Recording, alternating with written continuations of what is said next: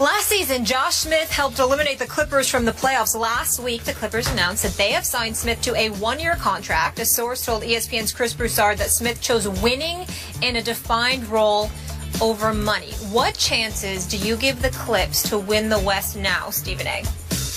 Well, just a slightly better chance that originally existed before this deal happened. I think that Josh Smith is a talent.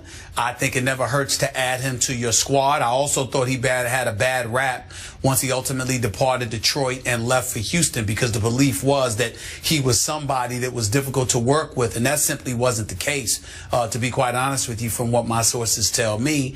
He thought that he was going to be playing a different role, and that didn't turn out to be the case. And then they acted like he had a problem coming off the bench when he didn't have a problem coming off the bench. So whatever you believe in that regard, he goes to Houston, helps them get to the Western Conference Finals. His performance in that Game 6, overcoming a 19-point deficit and basically running the Clippers out of the building on a 49-15 run they still haven't recovered from, this guy can make some noise. And remember, when they go small, as they tend to do in the West, having Josh Smith on the court with a Blake Griffin may be something that's very, very helpful in the event that DeAndre Jordan can't be on the floor for you because of his free throw shooting. So I do think it helps, but do I think it's enough to offset what the Spurs have done or the Golden State Warriors with their championship? I don't believe so. Or the Houston Rockets, for that matter. Yes. It hurts Houston because he was with Houston. Yeah. So I'll give you this. The Clippers have officially become the most interesting team in all of pro basketball. I can't wait. I'll be watching. Best in the West? I don't know. This is a volatile mix. And I get you about Josh. Maybe he did get a bad rap. That's all I ever heard and read was he can be difficult to coach. But with the Rockets, boy, he was really good and really coachable. So I got to give him that.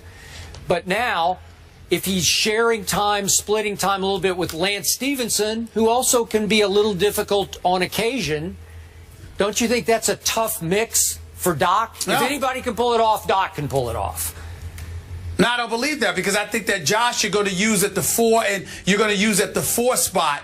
I think he's going to play more the 4 and the 5 as opposed to the 3 for the Los Angeles Clippers, where Lance Stevenson will play the 2 and the 3 when they go small, and Josh will play the 4 and the 5 if and when they go to, or the 4 or the 5 if and when they go small. Okay, but my point is, if both Josh and Lance wind up with some reduction of minutes where they're not playing as much as they think they deserve to play, could that not create a little sort of below the surface friction for the Clippers?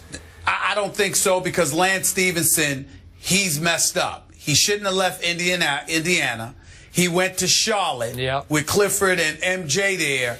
And now this is perceived to be his last chance. If Doc Rivers makes the decision that he can't work with Lance Stevenson is going to be nuclear to a lot of teams in the NBA. True. So he had better be on his best behavior and ready to play, because his career may very well be on the line. Bottom line, on paper, wouldn't you agree the Clippers are way better than they were even last year with this added I think depth? They're better. I think they're better now, way better. I think they're better. But Paul Pierce, I love that move. Yeah, that's true. That will help a lot. Absolutely.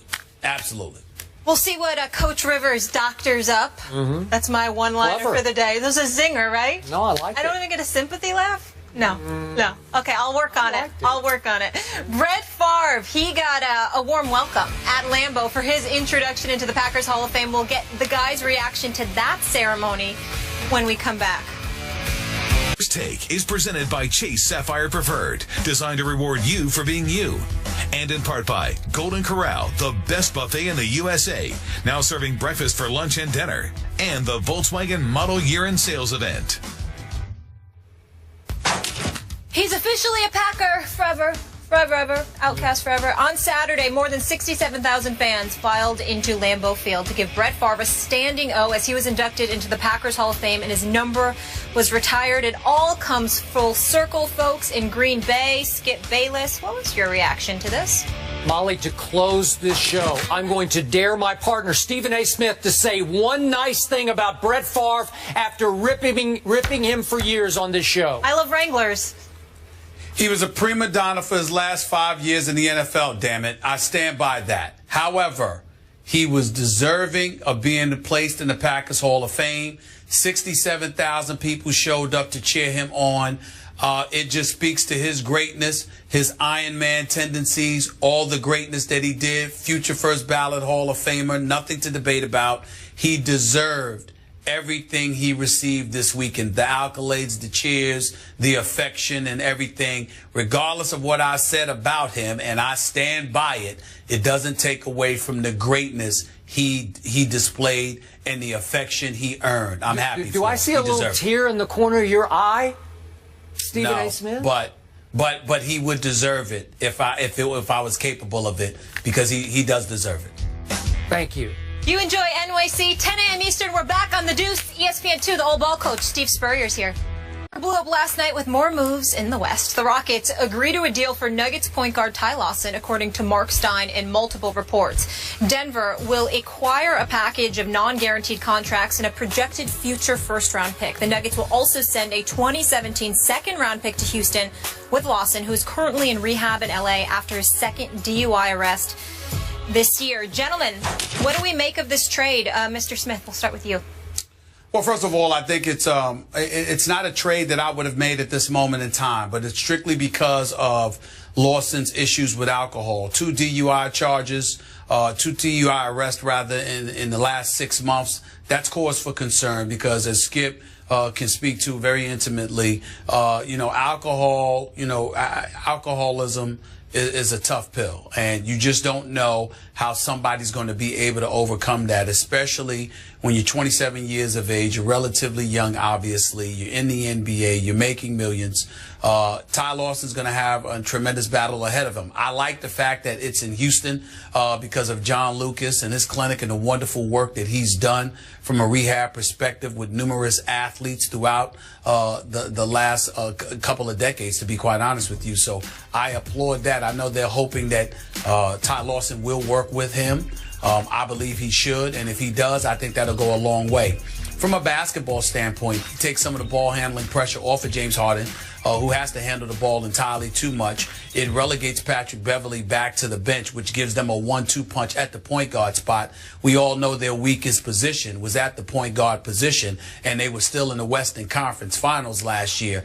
So I think this is a move that bodes very well from a basketball standpoint for the Houston Rockets, and Daryl Morey willing to do this move and trading 4 players along with a conditional lottery protected first round pick.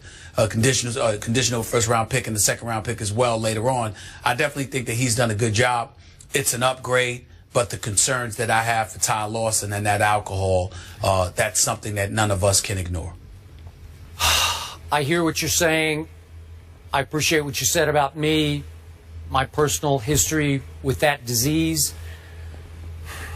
That said, and there's a big if attached to this trade, obviously, but if Ty Lawson can regain control of that issue that just sent him to rehab, what a great pickup this is for the Rockets. Yeah. I'm going to look at it as a positive here that he can and will regain control of his problem. And I like your point about John Lucas being in the city of Houston. And if he does, then Daryl Morey, Kevin McHale just stole him. He's a better player than a protected first and a second in 2016, and they threw in Prigioni and Papa Nicolau. Man, it's a steal for the Rockets, Stephen A., because it's just what the doctor ordered or Dr. Phil ordered. It's perfect for them because, as you say, now that 1-2 punch at point guard, you got an offensive point guard and a defensive point guard, is pretty stout. It takes them up another, not a big leap, but another level. Because, as you say, all of a sudden James Harden can start to play off the ball a little more freely and with some confidence he can play off the ball. Because those two guys will be pretty good as a 1-2 punch. So I really like the pickup. Obviously, the big if is attached. And that's why they got this deal, because the market had fallen flat for him, obviously, off his DUIs. But if Ty Lawson is Ty Lawson, the former 18th overall pick in the draft, the guy who 2 years ago averaged almost 10 assists a game. Wow, what a sweet pickup for this team. And all of a sudden, the West that is the best in all of our opinions just keeps getting a little stronger and a little stronger. We're going to talk about the Clippers later. They had Josh Smith. Good thing, bad thing, we'll debate that. But still, their talent level is getting stronger. San Antonio, with Kyle Anderson now being the MVP of the Summer League, is just getting stronger by the second. So I really like this move for the Houston Rockets.